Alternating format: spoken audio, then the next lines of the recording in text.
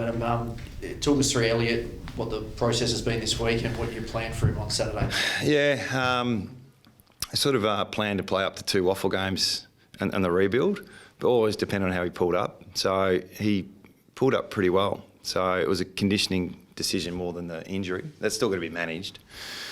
So we get to yesterday, we had a really good discussion with the doc, and yeah, he's feeling pretty good. So it was either full game or waffle or managed minutes AFL. So I made the call to play him AFL. How many minutes is managed minutes? We'll work through that today. It won't be a full game. So and this will be all year. So it's a slow transition back to his full capabilities. But you know, he's ready for footy.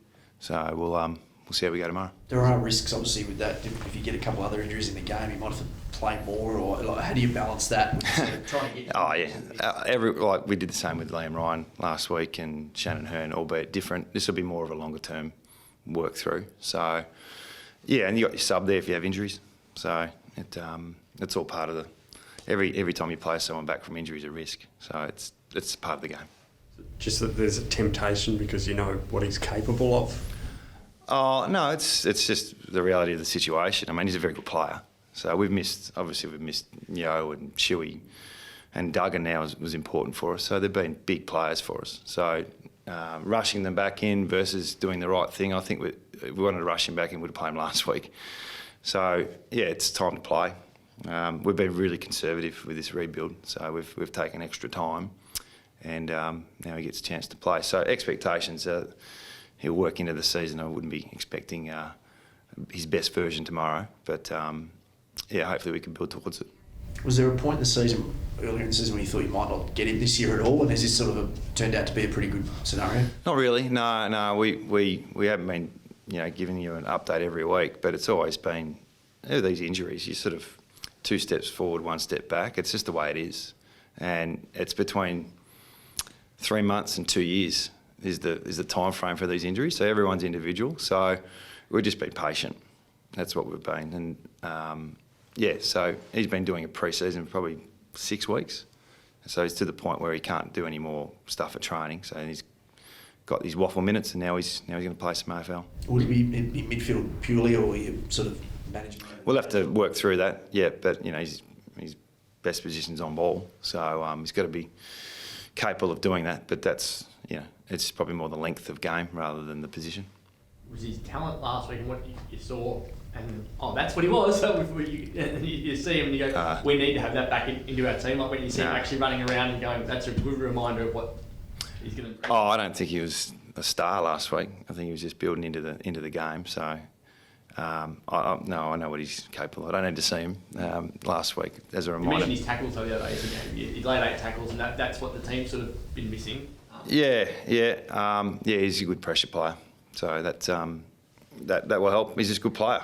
So, I think every A grader in the competition, you'd be probably saying the same thing coming back from injury. Is the reality with this injury that it wouldn't matter whether you played him next week, this week, or in a month's time, that the risk would be very similar? Probably, yeah. There's get to a point where you got to take the next step. So we're at that point. In terms of expectation from the outside, it should probably be a slow burn, right? I mean, can't expect it to be club champion Elliot Yo on Saturday night. I'd hope we have a bit of that, but expectations are always pretty high. I think it's more his own personal expectations that we've got to keep an eye on because he sets a pretty high standard. So, yeah, and we need him to contribute too. It's not a free ride. So we've got to find the balance, but we're pretty clear what we want, and I think he is too. Was there a temptation to leave him in the waffle for form purposes to get him a few more touches rather than just the body? No.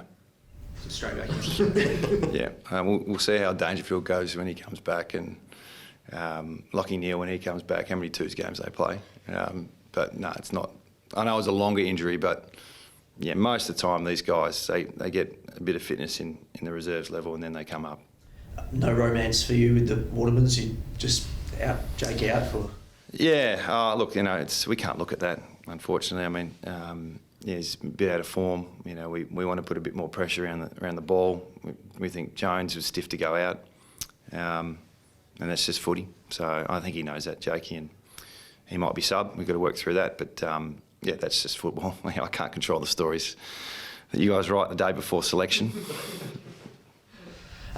Willie's back in town. He's been catching up with some teammates here or there. Are you feeling good about where he's at in terms of still a few weeks? He's in that wilderness awkward spot still before he can actually be here.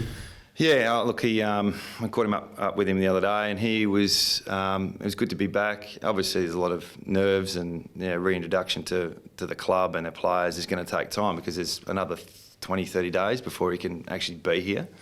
So getting him settled, going through all the right processes that we've been working on is the next step. And then the players, it's great to see a few of them interact already and catch up.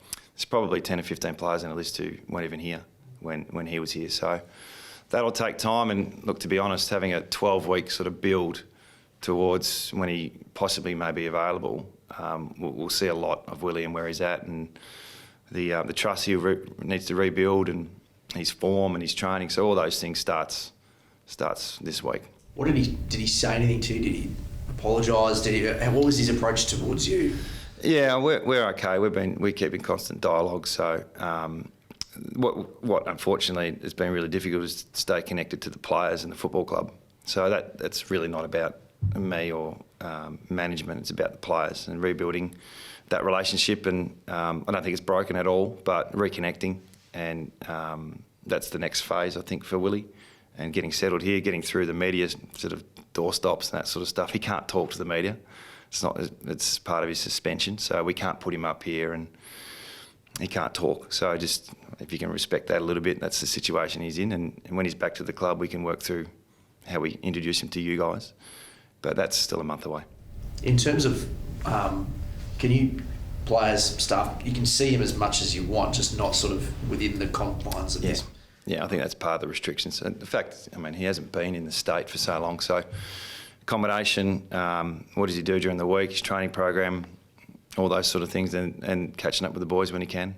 Will you track what he's doing from a fitness perspective and program, and without crossing the line of what you're not allowed to do? It seems strange that you can help him, but you can't really help him. What's that line? Yeah, I'm not getting anywhere near the line, so I'm assuming the club, and I know the club will do the right thing and not to jeopardise that. So whatever the restrictions are with programs, and it's not part of me. I'm worried about our boys tomorrow night, so that's sort of the different division will look after that. My care is more around how he's going and how he's going to engage with the group in the coming weeks. But at the moment, priority is the footy for me. Does he have any work lined up, or would you prefer him just to be focused on getting... We'll work through that. I don't want to... I know his personal life is pretty public at the moment, but I don't think we need to go into every detail of what we're going to do. So he's been back for 3 days. From a club perspective, what's the biggest benefit from him being here rather than so far away and hard to contact? I think just getting back to the state, getting reconnected off-site a little bit, being in a safe environment. They're all those things that, the preference for us that he's under our wing at the moment, and then he's got 3 or 4 weeks to prove himself, but to get settled. Is he fit? Like we've heard that he's fit. We've seen bits of him training. What's his fitness like? I couldn't tell you. No, I haven't thought about football really. It's just working through the situation that he put himself under. So he needs to own that. So the club working through the next step is probably not. It's not really about the football. Did you tell him to stay off socials on a Friday night watching Friday? Yeah, I didn't see that, but yeah, I think he'll be pretty quiet from now on the socials. Probably, Willie just sometimes doesn't realise how much scrutiny he may be under. Trying to educate through that is always ongoing. So yeah, I'm sure hopefully you'll see less tweets. Just from a big picture, the league perspective, a bit of chaos in the last couple of days, seems to have settled a little bit. Hasn't impacted you guys yet, but we might see Essendon here for a bit, Richmond maybe coming here, maybe a Dreamtime game. Yeah. It's pretty big for WA footy. The prospect of having the Dreamtime here would be pretty great. It would be fantastic. I missed an opportunity last year. I think we were probably the first club with Freo to get on the road and keep the game going. And obviously Victoria's gone through worse situations than us with their lockdowns last year and now. So yeah, the opportunity to play more games here we're set up for it. So it would be fantastic if we can get neutral games over here. So I'm sure the AFL and the government, hopefully they can work that out. That'd be great for us. What about, I mean, looking ahead, I know you only focused on Essendon, but there's a Carlton game next week where you might have to go to Melbourne. Would you like to see that game played here? Yeah, we should play that game here. It's a good plan. I don't know. We're not looking past this week. It's been quite normal for us this week, and going through what we went through last year, it seems like we're a little bit more composed with situations and a bit more understanding. We've had our own lockdowns here as well. So training and what that looks like, testing, the possibility of travel, neutral games, hubs, all those things seem to be quite, I don't know, it's not the same stress as we perhaps went through last year. What have you made of Essendon this year? They've had some really good games and then some flat ones at obviously a young side. I think they've lost 2 or 3 games by under 7 points. And the way they played the last couple of weeks, it's just extremely dangerous. They've got confidence, talent, youth, speed, number 2 for scoring. So, yeah, their best version of their side is really dangerous. So we're fully aware what's in front of us. Coming off a scratchy game on the weekend, we think it's going to be, it could be wet too on the weekend, so we're trying to prepare for that as well. How much time do you put into a guy who's played 10 games like that? Nick Cox kid, he's a bit of a freak. He's an interesting He is. So that's what happens when you get top 10 draft picks. So, they get, I think, 3 of them, or 2 of them at least, to come in straight away and had impact. So, yeah, we've got a bit of work to do. It's the youth is there, but the middle tier and the young players that are turning into leaders, the parish tops, they're actually the danger for us as well. So, going to have our work cut out for us. How's Gov, and any concern over how much footy he'll miss? Yeah, there is a concern on Gov. He won't play for another 3 or 4 weeks minimum. So he hasn't had a good run at it this year, and he's not alone. And we are missing a few soldiers throughout the season, like a lot of clubs. So, yeah, he's after the bye if there is one. Same with Duggan. And Luke Chewy will be the same. So, hopefully in the back half of the year we get everyone back on deck. That was a telling, at least. Is that a slow progress when you were talking about Gov and the knee? Yeah, no, we're pretty clear about how it looks. So there'll be another, 3 or 4 weeks. So, with no hiccups. No surgery needed or clean? No surgery. So Duggo had some surgery last 2 weeks ago. And Luke's recovering quite well. He's in the same phase as Yowie was 3 or 4 weeks ago. So could we see Luke back for maybe the Richmond game after the bye? Is that possible? Or? I don't know when the bye is going to be. Yeah. We might buy next week. So we probably just look at that time frame as, a month away.